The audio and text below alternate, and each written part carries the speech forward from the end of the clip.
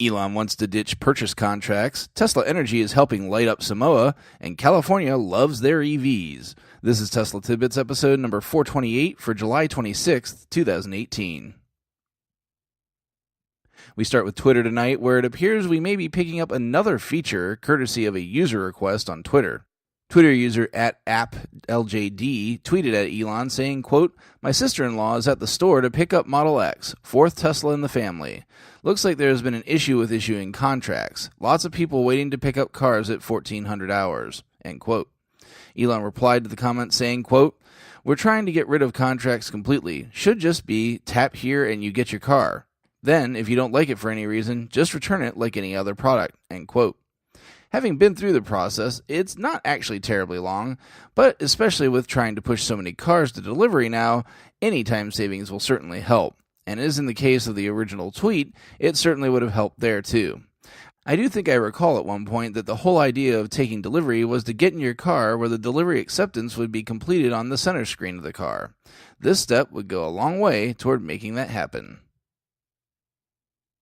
Next up at Teslarati, we hear the story of how Tesla is helping the island of Samoa transition to 100% renewable energy and decommission the diesel power plants that formerly provided much of the power on the island. The island hopes to complete that transition by the year 2025. Samoa is utilizing many types of renewable energy, including solar, wind, and hydroelectric. Tesla has installed power packs at two locations, the Flaga Power Station and the Falelo International Airport, which total 13.6 megawatt hours of storage. Prime Minister, I'm going to apologize for this one ahead of time because it's not going to be good, but here we go. Tuilepa Satalele Malalegwai credits the installation as being crucial to the project. Quote, "Without the new battery energy storage systems and microgrid controller, the system will not be able to operate efficiently with such a high percentage of solar penetration in Samoa of 55%. Since the batteries have been running on trial tests, the quality, voltage, and frequency of the electricity supply has been very steady and not fluctuating as before." End quote. Samoa is well on its way to its goal, as 48% of the power on the island is now generated by renewable sources. This is a sea change from 2012, when Samoa imported 25 million gallons of diesel to keep the island powered. Another day, another Tesla Energy project working at grid scale. And lastly, Plug-in America brings us news that the California Assembly is giving a vote of confidence to EVs. Plug-in America worked with California Assembly member Al Muratsuchi to introduce House Resolution 117, known as the Plug-in Electric Vehicle Driver Bill of Rights.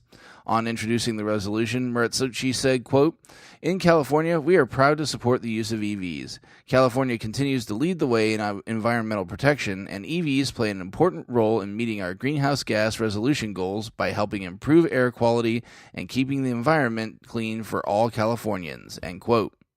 Joel Levin, executive director of Plug-in America, said of the resolution, quote, "As the EV market transitions from the early adopter stage to the mass market phase, we want to ensure that this transition to an electric driving future is as smooth as possible." End quote.